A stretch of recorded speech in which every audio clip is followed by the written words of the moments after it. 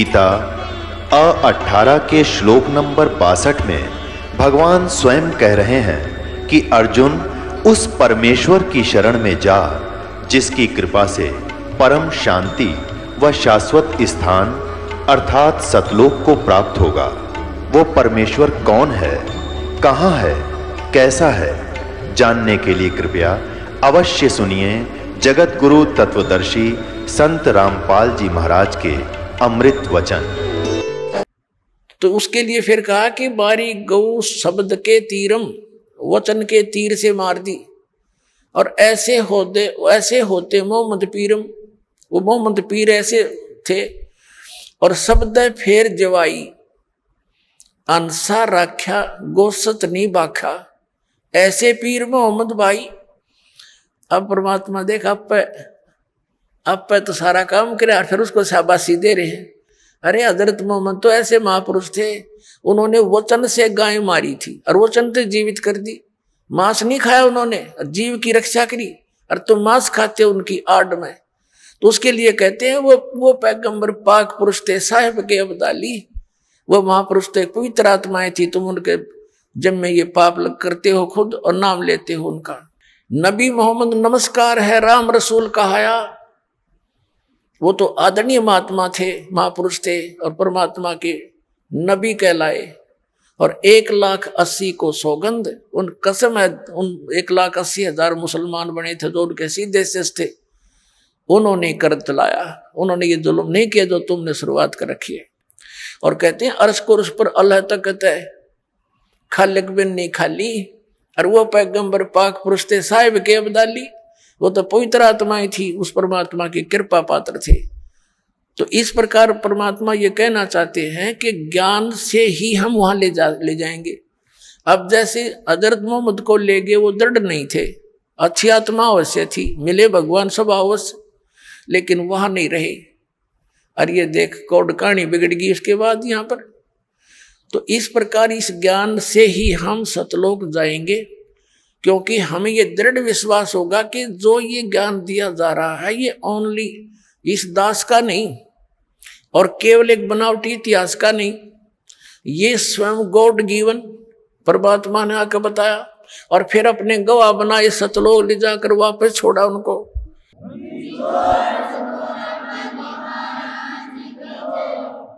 और उन्होंने यही बताया,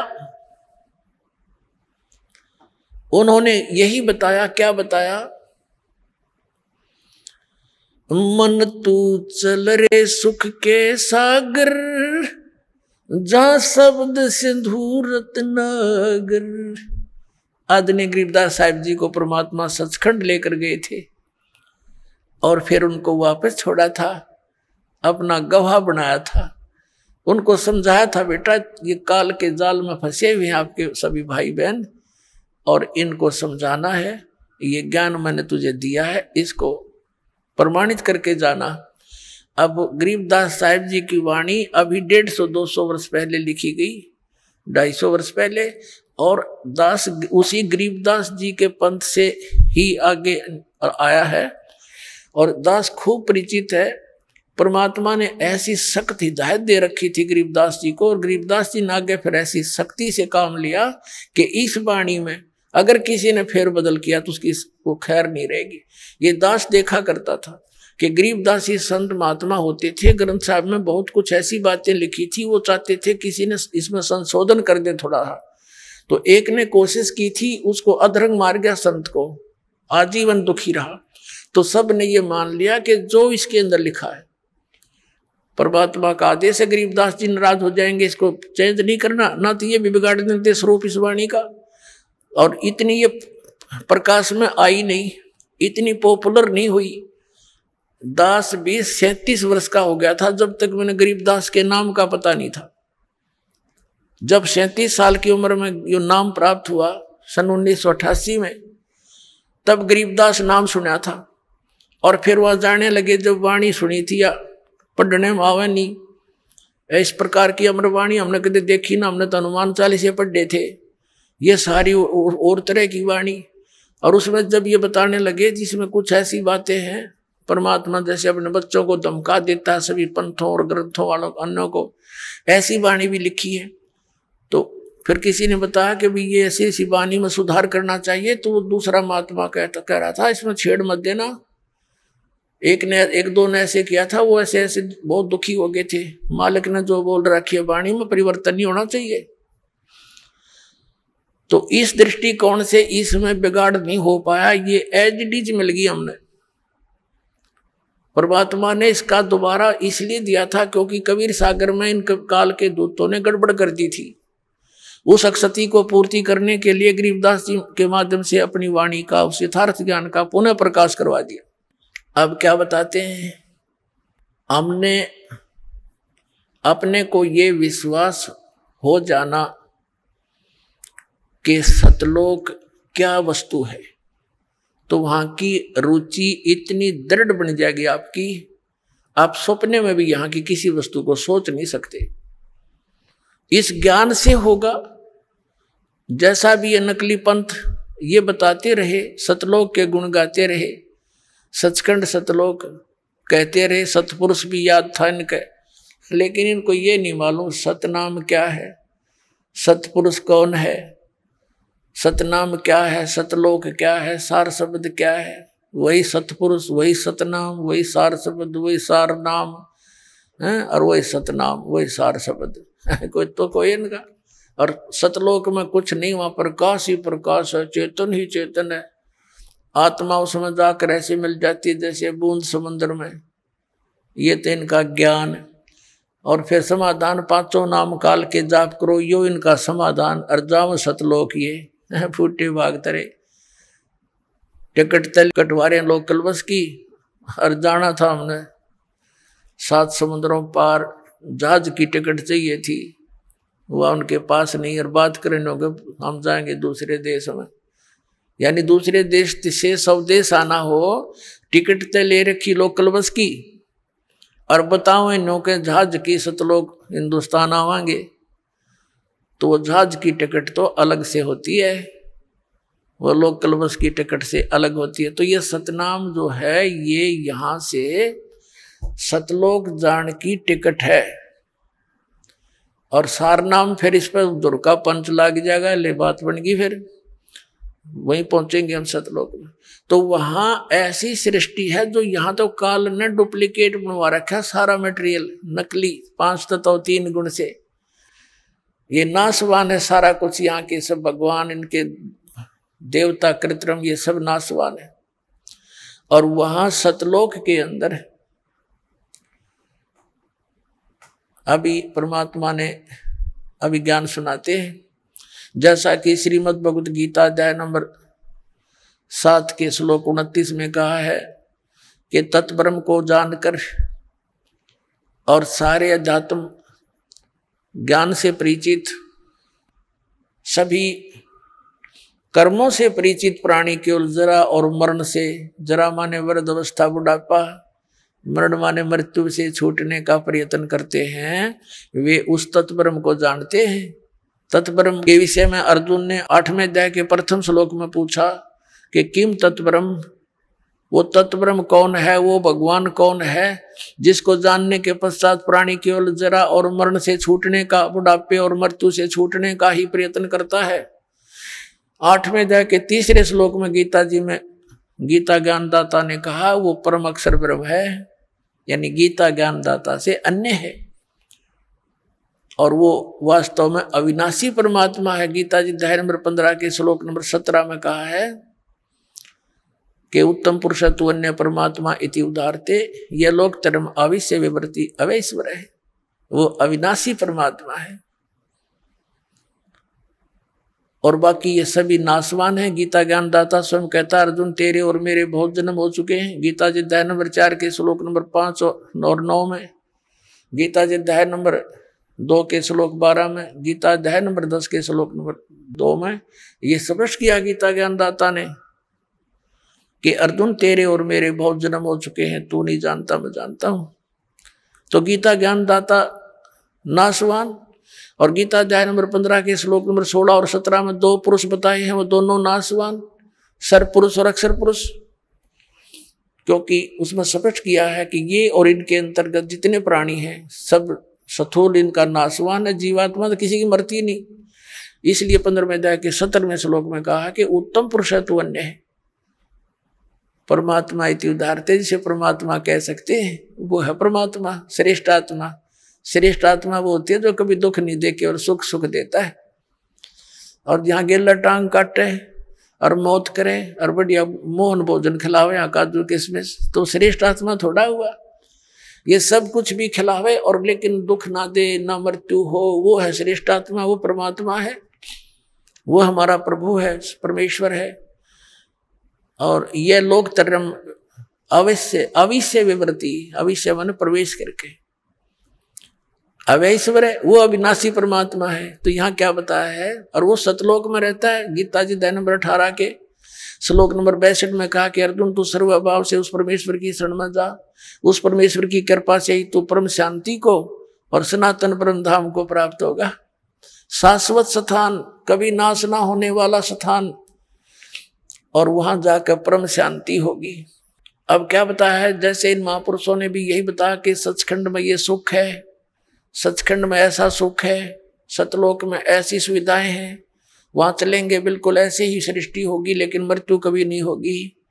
अब पुण्यात्मा अगर हमारी यहाँ मृत्यु ना हो तो गर्मी सर्दी ने तो देख लिया, हम इतने ढीठ हो रहे हैं, कोई बात ना, इसके तो हम सहन करने के आदि पड़ गए। और बुढ़ापा ना हो फिर हम कदे भी ना जाओ, उड़ा जरूर तेरी हमने वहाँ की, और गेला मृत्यु हो, बता इस मृत्यु ने, ये तो सबसे बुढ़ा काम। सारा जीवन जिस व्यवस्थापक के करने में लगे रहते हैं, वृद्ध बुढ़ापा जब लास्ट एज आती है इसकी, सब तक सारा शरीर कंडम हो जाता है, उठा जाता ना, बैठा जाता ना, काम करती ना, जाड़ करती। पहले तो कैर यही टूट ले इस पे, और फिर आ गई हम के दूध गड़े। तो परमात्मा कहते हैं जो सच्ची भक्ति नहीं करते, कहते जीवित जग में जूती पड़े फिर जब दौड़े छाती। परमात्मा ने बहुत गहरा ज्ञान समझाया पुण्यात्मा, यो गणे दिन में समझ में आओगा आपके, क्योंकि आप पहले कक्षा के बालक हो, कोई दूसरी कक्षा का, यानी कोई 2 वर्ष से, कोई 1 वर्ष से, कोई 6 महीने से, कोई 1 महीने से, तो लगे रहना इसमें, क्योंकि ये कोर्स है कंप्लीट, और ये आखिरी सांस तक पढ़ना पड़ेगा आपने, जब तक आप पृथ्वी पर हो। ये समझ लो आपका प्रवेश है इस विद्यालय में, इस कॉलेज में, और जब ये तुम्हारी पढ़ाई पूरी हो जाएगी तब यहाँ से चले जाओगे, यहाँ नहीं रहोगे, सतलोक जाओगे सीधे, वहां सुविधा मिलेगी सारी इस पढ़ाई से।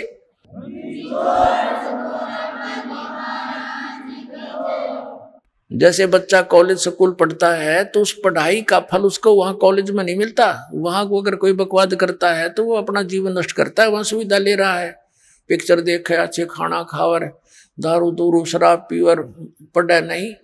तो यहाँ जो अन्य कार्य हम कर रहे हैं ये इस कॉलेज के नियमों के विपरीत है, ये नहीं करने आपने तो यहाँ से अपनी पढ़ाई करके खूब मेहनत करके भक्ति करके, और ये सुविधा आपको सतलोक में मिलेंगी। जो बच्चा स्कूल कॉलेज में पढ़ता है उसकी सुविधा उनको बाहर फील्ड में मिलती है, वहाँ नहीं मिलती। वह परमात्मा ने ये दास भेज दिया आपके लिए यहाँ टीचर बना के, और आप स्टूडेंट विद्यार्थी हो, और ये आधुनिक इंस्ट्रूमेंट ये गॉड गिवन है, ये ना समझना मनुष्य की खोज है। ये मनुष्य यही था, 4 युग हो गया, पिछला इतिहास देख लो।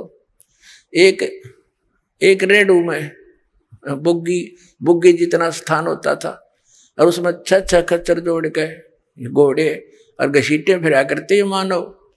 कहाँ थे पहले इनके पास, मिट्टी के कटोरे में रोटी खाया करते, कसोरों में। तो ये मालिक ने दिया है कि एक का टीचर बतेरा घर बैठे पढ़ा करेंगे, सुना करेंगे बच्चे अपने मालिक के सारे लेक्चरों को। ये दास लेक्चर देगा, भगवान का दिया हुआ ज्ञान घर बैठे सुनेंगे और पढ़ा करेंगे, गदगद हो जाएंगे घर पर बैठे। ना ये इंस्ट्रूमेंट मनुष्य बना दे, या भूल है जीव की, सपने में भी ना सोचना। इसलिए दाता ने दया करी, ये अभी से बने ये टीवी, ये पहले ना बने, 5500 वर्ष हो गए कलयुग ने बीते हुए ने, अब यह पिछली पीढ़ी आनी थी, इसलिए मालिक ने आपको शिक्षित भी किया, और ये सुविधा इंस्ट्रूमेंट दिए, प्रोजेक्टर दिया, आप इतनी दूर बैठे आसानी से प्रमाण देख सकते हो, निरसन से हो जाते हो, 1 मिनट के अंदर ज्ञान समझ में आ जाता है।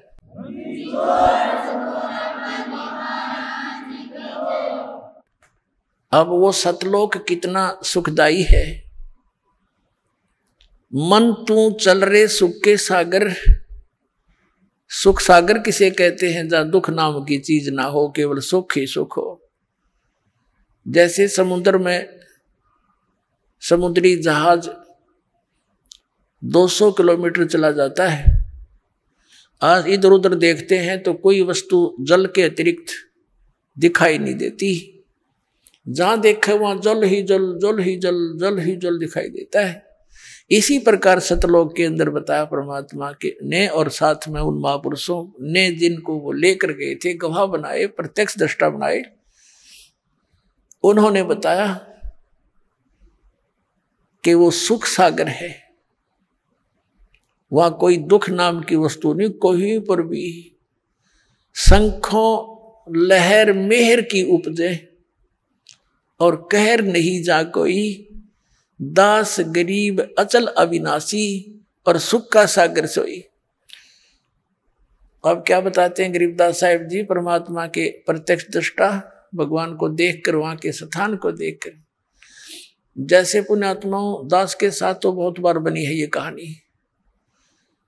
ये पिछले संस्कार थे, वो भक्ति अंगड़ाई लेती थी, तो कई बार एकदम ऐसी मन की स्थिति हो जाती थी, जैसे हम किसी ने कोई कटु वचन भी बोल दिया, उससे दुखी भी होते हैं, या कोई टेंशन बनी हुई होती है, या किसी के प्रति और वैसे द्वेष बना हुआ होता है, तो वो कति खत्म हो जाता। बिल्कुल सपने काफी देर तक सोचते कि उसने ऐसा कष्ट दिया था, निकम्मा आदमी है, ये मन में ही नहीं आती। और ऐसा आता जैसे अपने से दिखाई देते। कोई टेंशन किसी प्रकार की अपने आप नष्ट हो जाती, काफी देर तक, मतलब कुछ देर तक रहती वह। उसके जाने के बाद फिर देखते हैं वही जो की तो वैसा ही, उसने ऐसा कर दिया, देख उसने ऐसा नहीं करना चाहिए था, और वो चिंता, वो टेंशन फिर स्टार्ट हो जाती। तो वो एक मेहर की लहर थी, यानी अपना दुश्मन भी मित्र दिखाई देता था। वह लहर ऐसी हिलोर उठी अंदर से, और उसके जाने के बाद फिर वो कर न्यू का न्यू, वो न्यू कर दिया, वो न्यू हो गया, ऐसा हो गया, फलाना हो गया, वो कैसे होगा। तो ये कहर की लहर शुरू होगी, वो मेहर की लहर थी। तो गरीबदास साहिब जी कहते, शंखों लहर मेहर की उपजे। वह सारे ऐसे उमंग उठे, किसी के प्रति द्वेष से नहीं हो सकता, करने से चाहने से नहीं हो सकता, वह व्यवस्था ऐसी है। और वहां कोई राग द्वेष की बात तक कोई ना कोई अभाव नहीं किसी चीज का। यहाँ तो हम डाकू बन गए, धनी बन के लिए लुटेरे बन गए, डाके मारे, रिश्वत लें हैं और मिलावट करे, 36 पंगे पाक जुगाड़ सा जोड़े, सुखी होना चाहे, दूना दुख हो जाता है। इससे पाप इकट्ठे हो जाते हैं आपके सिर पे। वो धन तो आपके पास रहना नहीं, किसी और कारण से निकल जाएगा, और पाप सुरक्षित रह जाएंगे, वो तूने भोगने पड़ेंगे आप जी ने।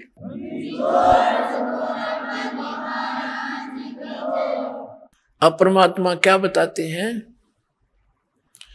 कि शंखों लहर मेर की उपजे और कहर नहीं जा कोई, दास गरीब अचल अविनाशी, सुख का सागर सोई। वो सुख सागर है सतलोक, जहां अचल अविनाशी शाश्वत स्थान, वो सतलोक है।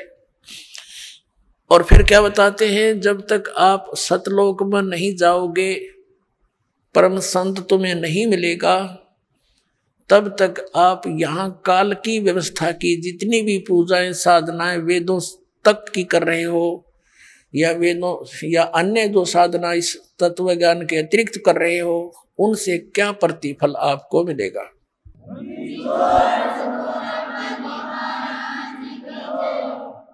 क्या बताते हैं, कोट जन्म तन बरमत हो गे, कुछ ना हाथ लगा रे, कुकर सुकर खरबया बोरे, कौवा हंस बुगारे। कोटि जन्म तू राजा की, ना मिटी न मन की आशा, भिक्षक होके दर दर घूम लिया, मिला न निर्गुण रासा। इंद्र कुबेर ईश की पदवी, ब्रह्मा वरुण धर्मराया, विष्णुनाथ के पुर को जाके तू फिर भी वापस आया। असंग जन्म तन मरता होगे, जीवित क्यों ना मरे रे, द्वादश मध्य महल मठ बोरे, बहुर न दे धर रे। दोजक भिष्ट सभी ते देखे, राजपाट के रसिया, तीन लोक से तरपत नाही, ये मन भोगी खसिया। सतगुरु मिले तो इच्छा मेटे, पद मिल पदे समाना। चल हंसा उस लोक पठाऊं, जो आदि अमर अस्थान। चार मुक्ति जहां चंपी करती, माया होरी दासी। दास गरीब अभय पद पर से, वो मिले राम अविनाशी। अब क्या बताया है कि जो साधनाएं आप करते रहे सतनाम और सार नाम के अतिरिक्त, उससे आपको क्या मिला? कोटि जन्म तो भरमत हो गए, कुछ नहीं हाथ लगा रे। कुकर कुत्ता सुकर सुअर खरगदा, कुकर सुकर खरबया बोरे, कौआ हंस बुगारे। कोटि जन्म तू राजा की ना, कोटि जन्म तू राजा की ना, मिटी न मन की आशा। और भिक्षुक होकर दर दर घूम लिया, ये मिला नहीं निर्गुण रासा। क्या बताते हैं गरीबदास साहिब जी अपने परमात्मा को साक्षात देखकर? पुणात्माओं, आज का सारा ही सत्संग, यानी ये जो तीनों दिन का सत्संग स्टार्ट जहां से हुआ था कि परमात्मा कौन है और ये जन्म मृत्यु का रोग हमारा कैसे नाश होगा, इसका जब तक हमें प्रमाण नहीं होगा कि किन महापुरुषों का यू रोग कटा और उन्होंने कौन से मंत्र यानी कौन सी औषधि प्रयोग करी, तो तब तक हमें दृढ़ विश्वास नहीं हो सकता कि जिस उपचार को हम कराने जा रहे हैं ये हमारे को स्वस्थ भी करेगा कि नहीं। तो जब ये दृढ़ विश्वास हो जाएगा फिर तो आप इस पर समर्पित हो जाओगे और यो काम होगा ही होगा, क्योंकि ये प्रमाणित है और हो चुका है। तो इसमें क्या बताया है कि साधों से ती मस्करी और चोरा नाल खुशहाल, ये तो मल अखाड़ा जीतेंगे भाई युगन युगन के माल। ये अच्छी आत्माएं जो युगों युगों से परमात्मा के चरणों में कोई न कोई संघर्ष करते हुए आ रहे हैं, उन्हीं में से आज सफल होंगे। जैसे पहलवान होते हैं, एक्सरसाइज करते हैं, एक दूसरे के साथ कुश्ती करके संघर्ष करते रहते हैं, तो जब उनका आमना सामना दूसरे रेसलर से होता है तो उन्हीं में से विजयी होते हैं जो सक्सेस पहले से प्रैक्टिस कर रहे हैं। तो आप युगों युगों से करते आ रहे हो, आज की बात नहीं है। तो कहने का तात्पर्य यह है कि जो साधना हम कर रहे थे उन के लाभ होना था और होता रहा है। आपको तो पता ही नहीं, अब तो बालक हो, विद्यार्थी हो, टीचर ही मास्टर बताया करते हैं और डॉक्टर बताया करते हैं कि जो औषधि तुम खा रहे थे इससे लाभ ये नहीं होना था। तो क्या बताया है कि कोटि जन्म तू राजा की ना, मिटी ने मन की आशा। भिक्षुकों के दर दर घूम लिया, पर मिला नहीं निर्गुण रासा। जैसे पुण्यात्मा ऐसी थी, राज भी त्याग कर परमात्मा की खोज में चल पड़े। कोई कहीं वनों में गए, उनका ये सोच थी कि वनों में साधु संत रहते हैं, पहाड़ों पर गुफाओं में रहते हैं और उन्होंने भगवान पा रखा होगा, वो हमें बता देंगे, हम भी साधना करेंगे। तो उनके पास वो गए, उन्होंने जैसा उनको मार्गदर्शन किया उन्होंने साधनाएं भी की। उनके द्वारा बताई गई साधनाओं भक्ति से क्या बेनिफिट हुआ? राजा बन गया, इंद्र का स्वर्ग का राज्य प्राप्त हो गया। लेकिन समय जब पूरा हो गया उस राज्य का, उसके पुण्य समाप्त हुए, तो फिर पृथ्वी पर आ गया। फिर पृथ्वी पर राजा बन गया। राज का समय पूरा होते हुए फिर यहाँ पृथ्वी पर कुत्ते गधे सुअर की योनियां प्राप्त करके यहाँ भटक रहा है। तो क्या बताते हैं, कोटि जन्म तन भरमत हो गए और कुछ नहीं हाथ लग्या रे। अब हम अपने जब तक सत्संग नहीं सुनते, अपने ही विचारों से, समाज के से सुने हुए उस ज्ञान से हम किस रंग में रंगे हुए थे, कोठी बना दें, बढ़िया कार ले लें और अच्छी प्रॉपर्टी बना दें अपने बच्चों के लिए। अब उसकी मृत्यु होगी, वो कोठी और वो कार उसके के काम आई? कुछ दिन के बाद बच्चे भी दुर्घटना से या कोई रोग से मर गए और कोठी वहीं रहेगी। तो कहने का भाव यो है, परमात्मा कहते हैं कि कोट जन्म तन बरमत हो गए, कुछ नहीं हाथ लगा रे। या मृत्यु होगी, पुण्य पाप के आधार से स्वर्ग और नरक में गया, वहां अपने समय जितना निर्धारित था स्वर्ग का पूरा किया, फिर नरक का निर्धारित समय पूरा किया, फिर 84 लाख योनियों को भोगने के लिए पृथ्वी पर, और पृथ्वी पर आ गया तो फिर कुत्ता बन गया। कुत्ते का समय पूरा होते गधे की योनि में, गधे का पूरा होते फिर सुअर की योनि में। अब यहां गरीबदास साहिब जी ने बताया है, आगे गए ना बावड़े और रहते भी सब्जा, बावड़े माने वापस आए, और रहते भी सब्जा, और बिन साहिब की बंदगी की तो ठोर ठिकाना ना। अब जैसे यहाँ पुण्य पाप किए, पुण्य के आधार से स्वर्ग गए, अभी आपको बताया स्वर्ग का समय पूरा होता है, होते ही जबर बाई फोर्स, जैसे यहाँ जबरदस्ती मृत्यु आपकी की जाएगी, ऐसे जबरदस्ती वहां से मृत्यु करके आपको नरक के अंदर, नरक का समय पूरा होते फिर कर चलो गधे की योनि में, गधे का समय पूरा होते चल कुत्ते की योनि में, उसका पूरा होते चल सुअर की योनि में। तो पुण्यात्माओं फिर एक टर्न वाइज एक नंबर एक मनुष्य जीवन फिर से मिलता है प्राणी को 84 लाख योनियों के कष्ट भोग कर। तो उसके अंदर अगर संत नहीं मिले और ये मार्ग नहीं मिला तो फिर वही चलो चलो वो उसको लू में फिर गिर जाओगे। पूरा पूरा प्रोसेस है ये 84 लाख योनियों के अंदर घूमने का। तो इसके लिए बताते हैं कि कोट जन्म तन भरमत होगे, कुछ ना हाथ लगा रे, और कुकर सुकर खरबया बोरे, कौवा हंस बगारे। कोटि जन्म तू राजा की न मिटी न मन की आशा, और भिक्षुक होकर दर दर घूम लिया, मिला ना निर्गुण रसा। आप ऐसे भी साधक रहे हैं किसी जन्म में, जैसे घर त्याग गए और फिर क्योंकि घर त्याग दिया जंगल में जा बैठा, और जंगल में भूख लगी, वन से फिर वापस आया, भिक्षा मांगी। ऐसे ऐसे भी पुण्यात्माओं की जानकारी हमें मिली कि ये ऐसे साधना करता था, गांव से रोटी मांग लाता था, सूखी साकी जैसी कोई देता था, और 1-2 रोटी खाता था, बाकी टांग देता था कपड़े में बांध के वृक्ष के। वो सूख जाती थी 2-3 दिन, उन्हीं को भिगो भिगो कर खाता था, फिर दूसरे तीसरे दिन फिर मांगने जाता था। तो परमात्मा कहते तुम ऐसे भी साधक रह चुके हो, इतनी श्रद्धा से ऐसे संयमी भी रहे, और जिस कारण से आपको क्या मिला, इंद्र कुबेर ईश की पदवी, ब्रह्मा वरुण धर्मराया, विष्णुनाथ के पुर को जाके तू फिर भी वापस आया। ऐसी साधना, ऐसा कति वैराग बना करके, सब कुछ त्याग करके, इतना संयमी रह करके कठिन साधनाएं करने से भी तुझे क्या मिला, इंद्र कुबेर ऊपर के देवता बना दिया। इंद्र किसे कहते हैं? स्वर्ग के राजा को। अब पुण्यात्माओं हम तो यहाँ एक MLA MP सरपंच बन जाने सोचो, पता नहीं क्या बन गए, अनजानपने में बगैर ज्ञान के ये बकवाद बाहो प्राणी को। अब इससे तुलना हो जाएगी कि राज्य की क्या आवश्यकता है, कि कैसा है ये राज्य।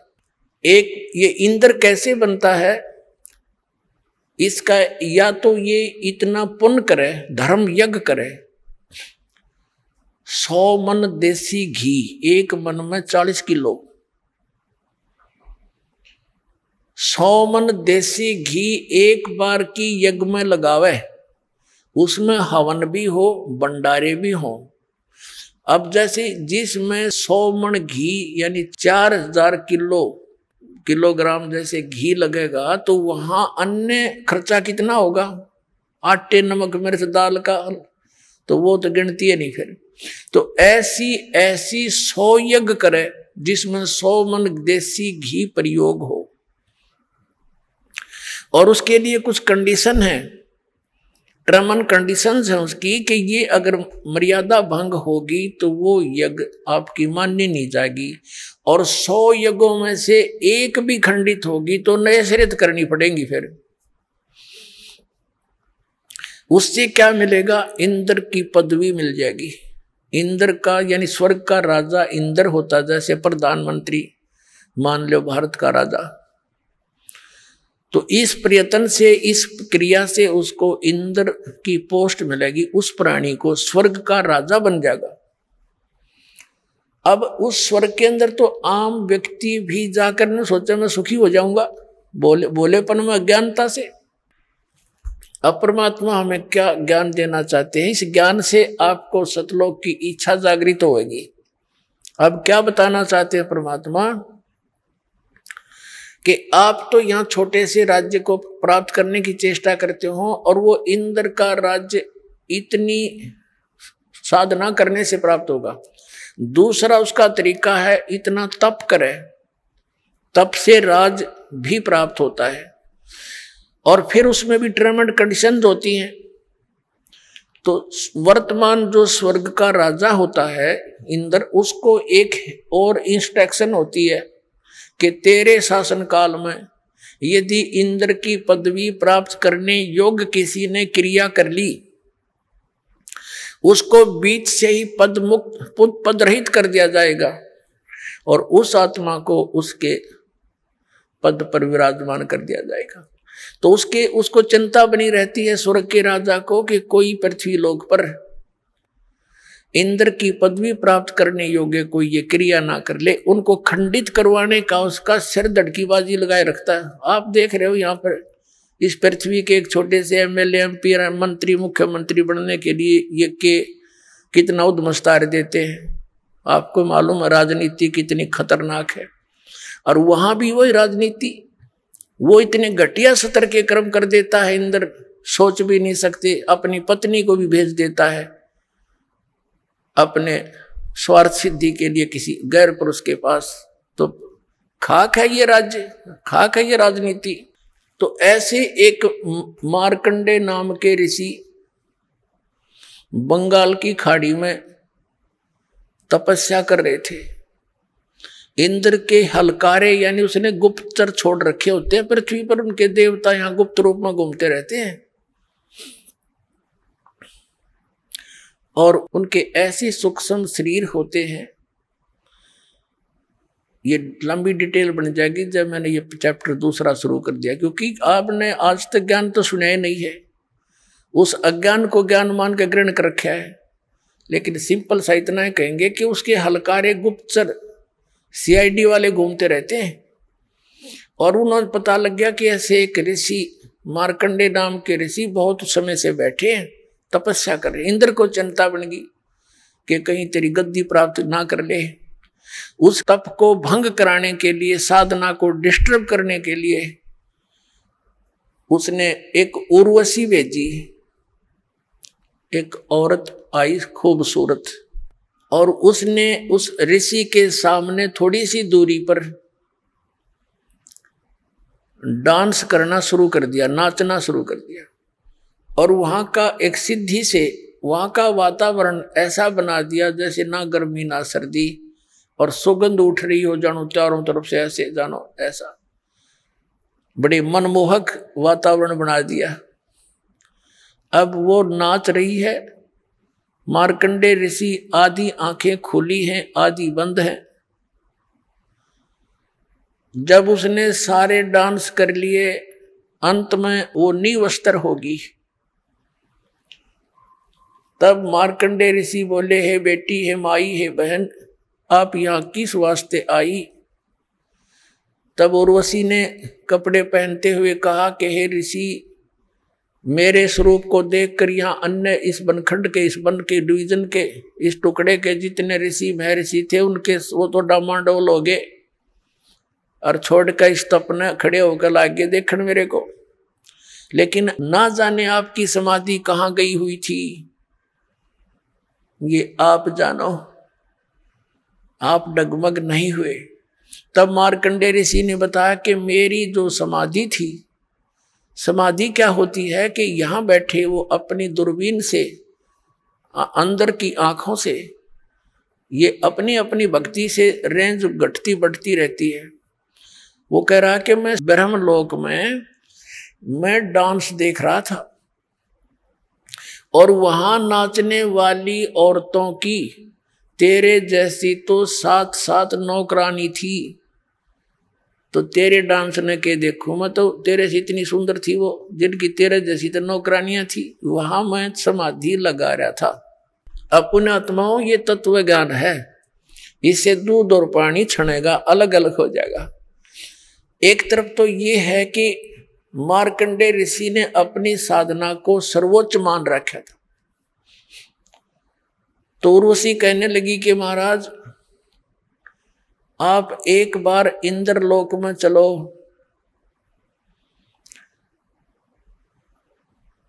तो मार्कंडेय ऋषि ने कहा कि तेरे से कोई और सुंदर हो उसको भेज दे, वो भी ट्राई कर लेगी। तो उर्वशी ने कहा कि मैं इंद्र की पटरानी मैं ही हूं, यानी सबसे ब्यूटीफुल, सबसे खूबसूरत स्वर्ग की जो औरतों में से एक होती है, वो सची नाम है उसका, और वो इंद्र की पटरानी होती है। तो वो कहती है मैं ही वो सबसे सुंदर औरत हूं उस स्वर्ग लोक की, और मैं इंद्र की पटरानी यानी मुख्य पत्नी हूं। मार्कंडेय ऋषि ने कहा कि जब ये इंद्र मर जाएगा तब तू क्या करेगी, क्योंकि ये तो नासवान है। बट उसने सची ने कहा, उर्वशी ने कहा, यानी उर्वशी ने कहा कि मैं 14 इंद्र भोगूंगी। अब पुण्यात्माओं, अपना पैमाना लगा लियो, आप क्या भक्ति कर रहे हो और क्या प्राप्ति होगी इस मार्ग को छोड़कर अन्य जो साधनाएं करते हो वहां से। अब वो क्या कह रही है उर्वशी, वो कितनी पुण्यात्मा थी, उसने कितने धर्म और पुण्य किए होंगे। वो कह रही है कि ये 14 इंद्र मर जाएंगे, अपना शासन काल पूरा करके इनकी मृत्यु होती रहेगी, और मैं नो की नो बनी रहूंगी, मैं इनकी पत्नी रहूंगी, यहाँ की पटरानी। ये भी एक पोस्ट है, और नेक्स्ट इंद्र की वह पत्नी बनेगी। वो अपना 14 ऐसे वो 72 चौकड़ी युग, 72 चतुर्युगी, सतयुग, त्रेता, द्वापर, कलयुग, ये 4 युगों का एक चतुर्युगी होता है। ऐसी 72 चतुर्युगी तक 1008 वर्ष तक समझ लो, 1008 ये चतुर्युगी तक ये ब्रह्मा का एक दिन होता है, 1008 चतुर्युग का। तो जब और फिर रात्रि में वो नष्ट हो जाते हैं, तो कहते हैं इस एक दिन में, ब्रह्मा के दिन में 14 ये इंद्र नष्ट हो जाते हैं। तो ये क्या कहती है कि ब्रह्मा के एक दिन में 1008 चतुर्युग तक मैं तो नो की नो पत्नी बनी रहूंगी, यहाँ की स्वर्ग की देवी, और जितने जो इंद्र हैं वह 14 इंद्र मरते रहेंगे, मैं कांस्टेंट रहूंगी जब तक, फिर मेरी भी मृत्यु होगी। अब मार्कंडेय ऋषि परिचित थे उनसे। मार्कंडेय ऋषि ने कहा कि 14 इंद्र भी मरेंगे जब तू क्या करेगी। तो वो क्या बताती है, नियम बताती है, उसका प्रतिफल बताती है, सच्चाई बताती है कि जितने अंदर में भोगूंगी वो तो गधे बनेंगे मृतलोक में, पृथ्वी पर, और मैं गधी बनूंगी। मार्कंडेय ऋषि माथे माथ मारता है, फिर जहां का राजा गधा बने और वहां की पटरानी गधी बने, तो मुझे ऐसे लोक में क्यों ले जावा थी तू। तब उस इंद्राणी ने कहा कि इसलिए ले जाना चाहती थी कि मेरी इज्जत रह जाती, नहीं तो मेरी मजाक करेंगे, मुझे सजा दी जाएगी कि तू हार के आगी। या दंड देता है वो जो उस लड़कियों को भेजता है किसी को, जैसे विश्वामित्र तपस्या करे था, उर्वशी भेज दी इस इंद्र ने, उसके साथ उसका संपर्क हो गया। एक लड़की होली ना जब जन्म करके और छोड़ कर जाती रही अक्षमाल ऋषि जी, फिर वो विश्वामित्र रोनता अंड है।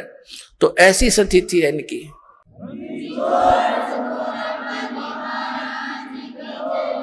वो क्या कहती है कि मैं अपनी इज्जत रखने वास्ते और ऐसे वो इंद्र इन उर्वशियों को और लड़कियों को जो स्वर्ग में सुखी मानते हैं, स्वर्ग में सुख हो जाता है, उनका वो नौकर हैं उसके सारे, उस इंद्र के, और उनको बाई फोर्स बेचता है कि उसका धर्म भंग करके आ, नहीं तो तुझे सजा दूंगा। वहां कोड़ों से पीटी जाती हैं औरतें जो स्वर्ग के वासी कहलाते।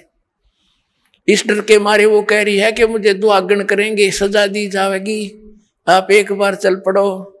तब मार्कंडेय ऋषि ने कहा था कि किस लिए ले जाना चाहती थी, कि अपनी इज्जत रखने के लिए। नहीं तो यूं कहेंगे तू भी हार का आएगी, सबसे सुंदर थी, सबसे शक्तिशाली थी। तब जब मार्कंडेय ऋषि ने कहा, ए बोली आत्मा, तू आज भी गधी, क्योंकि 14 खत्म करेगी, और मृत्यु के बाद तू स्वीकार कर रही है परमानेंट गधी, तो फिर गधी का भी इज्जत किसी, और इज्जत की ठेकेदार नहीं बनी बैठी तू, भाग यहां से।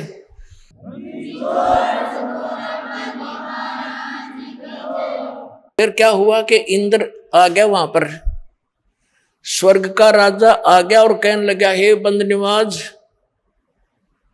हम हारे तुम जीते, इंद्र की गद्दी प्राप्त करो। मार्कंडेय ऋषि कहने लगा, अरे अरे इंद्र तू क्या कह रहा है, इंद्र की गद्दी तो हमारे लिए काग की बीट है, हमें नहीं चाहिए, तो ये रख अपने को। और फिर मार्कंडेय ऋषि ने कहा, इंद्र बात सुन बैठ जा। अब इंद्र तक खुश हो गया कि ऋषि ने बख्श दी मेरी गद्दी वापस, अभी हमने तो इतना ज्ञान है। तब समझाने की चेष्टा की मार्कंडेय ऋषि ने कि देख, मृत्यु के उपरांत तू पशु बनेगा, गधे की योनि में जाएगा, आजा तुझे ऐसी भक्ति बता देता हूं, तेरा मोक्ष हो जाएगा, ब्रह्मलोक में चला जाएगा। अब इंद्र क्या कहता है कि महाराज जी इब तक मौज करने दो, फिर देखूंगा, फिर बोलो। अपने आत्माओं सब के वह बीमारी है जो इन स्वर्ग के देवताओं तक के, आपने भी यही है। अब जैसे ये दास किसी को, अपने मित्र प्यारे को, जैसे दास जूनियर इंजीनियर की नौकरी करता था जेई की, तो उन अपने साथियों को भी कोशिश की समझाने की, जो जिसको थोड़ा सा ज्ञान सुहावा था उसको बैठा के समझाने की चेष्टा की। तो वो क्या कहता, भाई फिर देखेंगे, फिर देखेंगे, फिर के देखेंगे, गधा बने पाछा तो कुमार देखेगा। फिर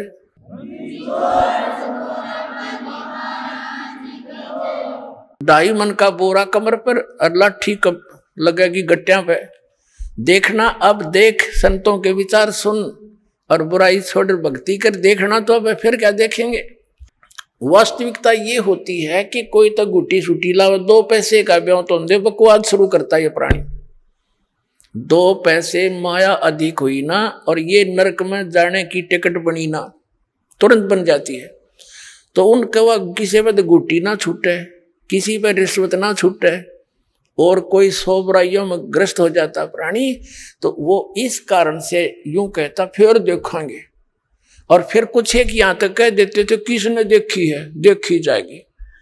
बताओ, अब अंधा जा रहा हो जंगल के अंदर, वन की तरफ, और उसको कोई कहे आंखों वाला कि सूरदास इधर मत जा भाई, ये रास्ता ठीक नहीं, बहुत भयंकर दुख होंगे तो इसमें चला जाएगा, जंगली जानवर हैं, वहां कांटे हैं, बहुत बुरा हाल हो जाएगा। और वो अंधा वही बोल सकता जिसने कोई गुटी सूटी ला रखी हो या भांग पी रखी हो, वो कह सकता है ऐसी बातें, किसने देखा है, देखी जाएगी। अब अंधे न दिखता ना, आँखें वाले की वो मानता ना, और फिर नो क्या किसने देखा, जिसने देखा है वही तो बता रहा है कि ये रास्ता गलत तेरा। अपने आत्मा वही स्थिति आज हमारी थी, हमने अब इस काल की भांग घनी पी रखी है सभी ने। कबीर साहब कहते हैं, कबीर ये माया अटपटी और सब गट आण अड़ी, किस किस ने समझाऊं या कुआ भांग पड़ी। एक ठेके पर दारू पी के चाहे 10 कैंडिडेट आ रहे हों, और सारे की एक जैसी गतिविधि, एक जैसी बोल, ऐसे ही चाल पाओगी। उनसे बात करके देख लो, वो किसी भाषा बोलेंगे। तो यहाँ हम जो इस प्रकार की भाषा बोलते हैं, किसने देखा है, देखी जाएगी, फिर देखेंगे, तो ये सारे भांग पी रहे हैं इस काल की माया की। कबीर साहब कहते हैं, कबीर ये माया अटपटी सब गट आने अड़ी, और किस किस ने समझाऊं या कुआ भांग पड़ी। 21 ब्रह्मांड है इस काल के, इन सारा में कुआ, इन सब कुओं में यह भांग डाल रखी है, सब ने यही पी रखी है और यही ज्ञान ग्रहण है। स्वर्ग प्राप्ति करूंगा, MLA बनूंगा, MP बनूंगा, हरगदा बन के फिर देखिए के बनेगा तेरा। तो ये ज्ञान आपने फाइनल मानना पड़ेगा।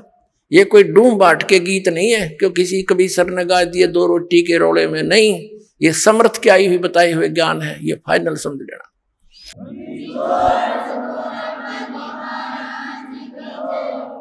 अब पुणात्माओं, अब मार्कंडे ऋषि की स्थिति देखते हैं।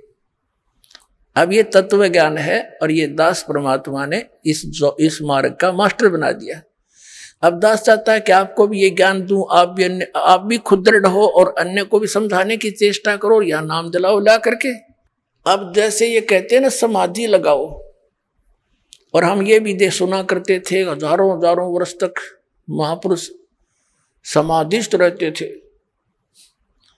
ये मन इतना उस्ताद है, आप कहीं बस की इंतजार में बैठ जाओ ना बस स्टैंड पर, आपको ये मालूम भी हो कि आध घंटे में आओगी बस, फिर भी मन 2 मिनट के बाद उठ कर नहीं देखेगा, कोई भी खुड़का सुन जा, यानी वहां भी ना चैनते बैठने देता ये। और ये समाधि में बैठने दे, वैसे बैठने दे किसी को जैसे आप सिनेमा देखने जाते थे, अब तो नहीं जाना है, तो उसमें 3 घंटे का पता नहीं लगता क्योंकि उसमें नए नए सीन देखने को मिलते थे और 3 घंटे ऐसे कट जाती। वो मन की खुराक थी, वहां आराम से टिका रहता है और 3 घंटे वो खत्म होगी रही जल्दी खत्म। टाइम देखा पूरा 3 घंटे लग गए जैसे 10 मिनट। अब जो ये समाधि लगाने का ढोंग करते हैं, इनके विषय में सूक्ष्म वेद में बताया परमात्मा ने कि डंब करें डूंगर चढ़े, अंतर झीनी झूल, और जग जाने बंदगी करे, ये बोए सूल बबूल। जैसे ये देखे होंगे संत साधु पहाड़ पर या टीले से पे ऊंचे स्थान पर बैठेंगे वृक्ष के नीचे और समाधि लो बैठ जाएंगे आसन पदम लगा के, तो दूर से दिखे वो कौन बैठा है। नगर वाले देखे भाई महात्मा बैठा तपस्या करे, फिर लाइन लग जाए उड़ा माथा टेकनिया की। तो परमात्मा कहते हैं डंब करें, डंब माने लोग दिखावा पाखंड करते हैं, आडंबर करते हैं। दंभ करें डूंगर चढ़े, ऊंचे स्थान पर बैठेंगे, और अंतर झीनी झूल, अंदर न्योकिनो को बदे, और जग जाने भक्ति करे, यो बोए सूल बबूल। अब मार्कंडे ऋषि जो समाधिस्थ हो चुका था, बहुत दिनों तक बैठा था, वो क्या देख रहा था, उसने आप स्पष्ट कर दिया कि जहां मेरी समाधि थी वहां मैं डांस देख रहा था, और वहां ब्रह्मलोक के अंदर मेरी समाधि पहुंच गई थी, और वहां नाचने वाली इतनी खूबसूरत औरतें हैं तेरे जैसी, तो वहां बांदी नौकरानी थी उनकी। तो ये मन न्यो टेका रहा था इन ऋषियों का। अब जैसे पुण्यात्माओं, हमारे शरीर में चैनल लगे हुए, चैनल, ये चैनल जो हैं ये कैसे हैं, जैसे कमल है हमारे, चक्कर बोलते हैं जिनको, शरीर में चक्कर है, एक मूल चक्र, फिर स्वाधिष्ठान चक्र, इनको कमल भी बोला संतों ने, और फिर नाभि चक्र, फिर हृदय चक्र, और कंठ वाला कमल चक्र, और फिर त्रिकुटी चक्र, त्रिकुटी कमल। तो ये क्या है, ये समझ लो कि एक टेलीविजन के अंदर चैनल लगे हुए हैं। तो जिस चैनल को आप ऑन कर दोगे, वर्किंग में कर लोगे, उस टीवी के अंदर जिस स्थान से वो प्रोग्राम रिले हो रहा है, वो स्थान तो कहीं और है और दिखाई दे रहा टीवी में, एज इट इज दिखाई दे रहा है। तो ऐसे ये ऋषियों ने हठ योग किए। लंबी आयु थी पहले, सतयुग में 1,00,000 वर्ष की आयु होती है, और त्रेता में उससे कम हो जाती है, 10-10 हजार वर्ष की आयु होती है, और द्वापर में 1-1 हजार वर्ष की प्रारंभ में ज्यादा होती है, लास्ट में 1000 पे अंत होता है।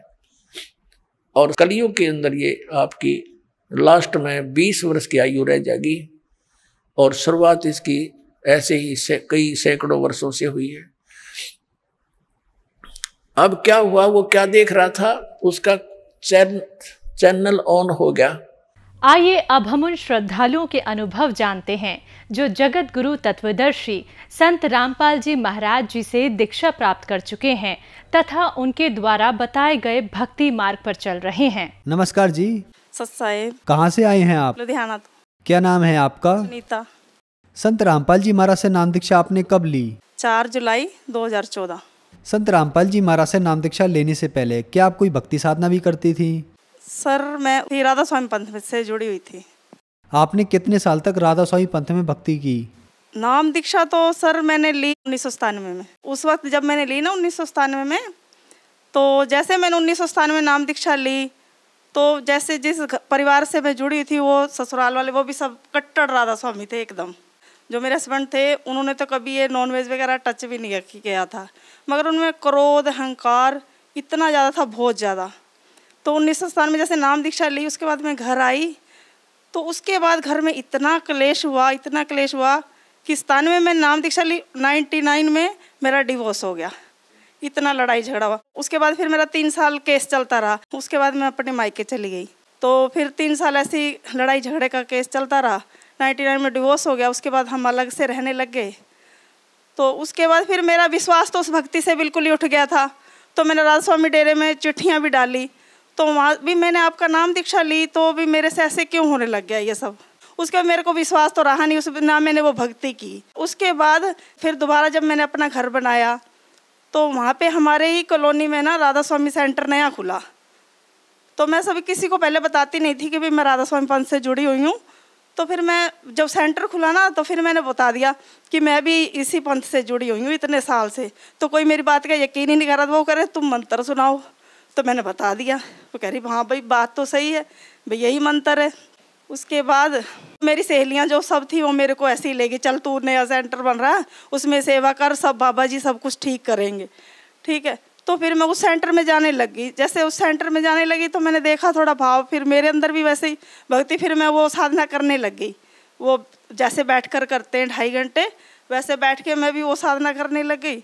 तो सेवा में भी जाने लग गई, ब्यास भी जाती, भी लोगों की सेवा मैंने ली हुई थी। मेरा बैच भी बन गया था, सिक्योरिटी का भी बन गया था। तो मतलब रात दिन में सेवा में जाने लग गई। उसके बाद जब मैंने वो सेवा इतनी मैं तन मन धन से करती, जैसे लंगर की सेवा में बैठती थी ना, तो लोग जो और औरतें थी वो थोड़ी देर करती और उठ के चल जाती, कभी बाथरूम कभी क्या।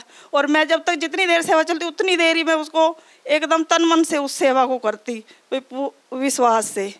तो उसके बाद मेरे को धीरे धीरे बीमारियाँ आ गई।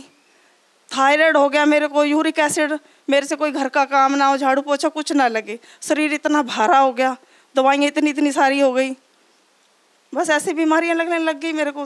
आपको राधा स्वामी पंथ से नाम दीक्षा लेने के बाद कोई लाभ नहीं मिल रहा था, तो फिर आपको कैसे लगा कि ये साधना सही नहीं है, संत रामपाल जी महाराज की शरण में चलना चाहिए? हाँ, फिर ऐसे था, मेरे बड़े भाई हैं पहले, वो जुड़े गुरु जी से, संत रामपाल जी महाराज जी से भाई वो जुड़े। वो 2013 में जुड़े थे मेरे बड़े भाई। तो वो आते मेरे पास और मेरे को पूछते भाई तू अपने सत्संग का मेरे को ज्ञान सुना, नहीं तो फिर मैं तेरे को अपने गुरु जी का सारा ज्ञान सुनाता हूँ। तो मेरे को तो कोई सत्संग का ज्ञान, मैं तो सेवा ही करती, सत्संग का तो मेरे को कोई ज्ञान में कि ये मंत्र दिया बस मंत्र करो इससे मोक्ष मिल जाएगा, दोबारा जन्म नहीं होगा, भाई यही था। भाई बाबा जी आते लेने, सब ऐसे ही बोलते थे, इन्हीं बातों पर यकीन करती थी मैं। तो बस वे मेरे भाई मेरे को ऐसे रोज़ समझाते, आके रोज़ समझाते। तो मैं उनकी वजह से लोक लज्जा मान बढ़े आई, इसमें फंसी हुई थी भी लोग क्या कहेंगे, इसने तो गुरु छोड़ दिया। भाई जैसे एक मेरी दुकान भी है मनियारी की और ब्यूटी पार्लर भी, सभी मेरे राधा स्वामी जितने सबसे बहुत अच्छी जान पहचान थी। भाई सब क्या कहेंगे, ले इसने तो गुरु बदल लिया, वैसे कहते गुरु तो बदलना नहीं चाहिए। तो बस इसी मान बढ़ाई। फिर उसके बाद मेरा भाई मेरे को ले गया अपने घर, तो मेरे को सत्संग सुनाने लग गया। उस वक्त गुरु जी के आध्यात्मिक ज्ञान चर्चा आती थी 13 में संत रामपाल जी की। उस वक्त मेरे को कोई इतना उस पर असर ही नहीं हुआ, कोई सुना ही नहीं, क्योंकि उसका रंग चढ़ा हुआ था। फिर एक बार मेरे को मेरा भाई मेमोरी कार्ड दे के गया, तो वो मैंने ना मोबाइल में लगा के कह रहा तू ये सत्संग सुन। तो जैसे जैसे मैं सत्संग सतगुरु रामपाल जी महाराज के सत्संग सुनने लगी ना, तो जैसे जैसे मेरे को सारा ज्ञान समझ में आने लगा, भाई ये तो क्या था, हम क्या कर रहे थे, कितना ये इसमें दिया हुआ, ये तो कोई इसके नाम का भी हमको अर्थ नहीं पता, भाई जो ये मंत्र देते हैं भाई किसके हम कर रहे हैं नहीं कर रहे, ये तो सब काल की भक्ति है। तो फिर मेरे को सारा ज्ञान समझ में आने लग गया। मैंने जैसे ना 10-15 दिन ही सुना खूब लगातार, काम मोबाइल लीड लगा लेती, कान में काम करती रहती सत्संग। तो एक दिन मेरे को ना संत गुरु रामपाल जी महाराज, जैसे मैं सो रही थी जागते में ही, तो गुरु जी आए रात को सपने में। तो उन्होंने ना मेरी बॉडी पे एक ऐसा लेप लगाया, उसकी खुशबू मैंने आज तक कभी देखी ना सुनी, गोल्डन कलर का ऐसे लगाया। और मेरा बेटा मेरे साथ ही में सो रहा था। तो जैसे उन्होंने मेरे को लेप लगाया, जब मैं सुबह उठी तो मेरा शरीर एकदम हल्का, जैसे सारी बीमारियां ख़त्म हो गई, कोई बीमारी नहीं, एकदम तंदुरुस्त। मैं इतना भाग भाग कर सब घर का, कभी मेरे से पोछा नहीं लगता था, मैं सारा घर का काम करूँ, पोछा लगाऊँ, सब कुछ करूँ। तो मेरी मम्मी बोल रही तेरे को क्या हो गया, तू तो बड़ा काम करने लगी। तो फिर मैंने ना, जब मेरा भाई आया फिर मैंने उसको ऐसे बताया, भाई रात को संत रामपाल जी गुरु जी है ना आपके, मेरे सपने में आए, मेरे को ऐसे लेप लगाया, मेरे को तो ठीक कर गए। मैंने उसके बाद कोई वो जो एक टैबलेट डेली खानी होती है खाली पेट, उसके बाद मैंने कोई गोली नहीं खाई, को कुछ नहीं खाया। फिर मैं अपने भाई से पीछे पड़ गई, मेरे को आश्रम ले चलो, मैंने नाम दीक्षा लेनी है, मेरे को ले चलो आश्रम। तो मेरा भाई बोल रहा कोई बात नहीं, अभी तू सत्संग सुन फिर ले। मैं कहा नहीं, तू अब मेरे को ले चल, बस अब मेरे को ले चल तू सत्संग, भाई मैंने जाना आश्रम, नाम दीक्षा लेनी है। फिर ऐसे फिर 4 जुलाई 2014 को फिर मैंने नाम दीक्षा संत रामपाल जी महाराज से ली। संत रामपाल जी महाराज से नाम दीक्षा लेने के बाद आपको क्या लाभ मिले? लाभ एक तो यही शारीरिक लाभ मिला कि सब बीमारियां जो है ख़त्म हो गई। कोई दवाई अब मेरी कोई थायराइड बिल्कुल कुछ भी नहीं है, मेरे को कोई बीमारी नहीं, एकदम तंदुरुस्त हूँ बिल्कुल, चाहे जितना मर्जी मैं काम करूँ, कोई थकावट नहीं, कोई कुछ नहीं। और ये तो ये बीमारियां सब ठीक हुई है। और जो दूसरे लाभ है, घर के लाभ, पहले मैं जब दुकान चलाती थी इतना मेरे को हाई थी ना, ये भी सामान ला के बेच लूँ, ये भी सामान ला के बेच लूँ, मतलब लगा रहा इसमें मुनाफा हो जाए, इसमें मुनाफा हो जाए, मगर होता कुछ नहीं था। कर्जा कभी सिर से उतरता नहीं था, उतना बाजार से उधार लाती माल और उसको बेचती, बस ऐसे लोग भाई इसकी दुकान बहुत चलती है, कर्जा सिर पे ऐसे ही रहता। और जब से संत रामपाल जी महाराज से जुड़े तब से तो सारा एक तो कर्जा उतर गया, कोई एक कर्जा कुछ भी नहीं है, बिल्कुल ही सब कर्जा ख़त्म हो गया। घर में सब आर्थिक लाभ, सब कुछ सुख सुविधा सब कुछ हो गई। और उसके बाद जैसे मेरी लड़की थी, मतलब कि पढ़ाई, तो उसको मैं पहले कोर्स कराना चाहती थी, वो भी मैं सोचती रहती इतने पैसे कहाँ से लाऊं, भाई जैसे अब मेरे हस्बैंड तो है नहीं, भाई बच्चे मेरे, तो भाई कैसे कराऊं उसको, कैसे ना कराऊं। जब से संत रामपाल जी महाराज, उसको कोर्स भी करा लिया, 75,000 उसकी फ़ीस लगनी थी, वो भी हो गया। उसके बाद उसका ऑटो का किराया 2,000 रुपये महीना था, वो भी हो गया। 1,00,000 1,50,000 उसके कोर्स में, वो बड़े आराम से हो गया, कोई परेशानी नहीं आई, ये भी एक लाभ है। बहन जी, भक्त समाज से क्या प्रार्थना करना चाहते हैं? भगत समाज सबसे ये बोलिए, सब ये नकली भक्ति सब ये छोड़ो, और परमात्मा आए हुए संत रामपाल जी महाराज, वो जबकि किसी ने आज तक भी टीवी पे ऐसे ग्रंथ खोल के नहीं दिखाए, वो उन्होंने सब ग्रंथों में खोल कर सिद्ध कर दिया कि देखो यहाँ पे ये परमात्मा, यहाँ पे ये उन्होंने एक परमात्मा को सिद्ध करके दिखा दिया, सब ग्रंथ शास्त्र खोल के। और वो जो भक्ति देते सब ग्रंथ शास्त्रों के उसके हिसाब से भक्ति देते, और हमको वही करनी चाहिए, जब भी हमको लाभ होगा। सब भगत समाज से यही बोलना चाहती हूँ कि सब ये सही को पहचानो, ये मान बढ़ाई का सब छोड़ दो, सब ढोंग। बहन जी, संत रामपाल जी महाराज से नाम दीक्षा कैसे ले सकते हैं? वो जो साधना चैनल पर सत्संग आता है शाम को, उसके नीचे जो येलो पट्टी उस पर नंबर लिखे हुए थे, वहाँ पे फ़ोन करते हैं और सब जुड़ जाते हैं। हर शहर में नामदान स्थल खोले हुए गुरु जी ने। बहुत बहुत धन्यवाद जी। ठीक है, सत्साहेब।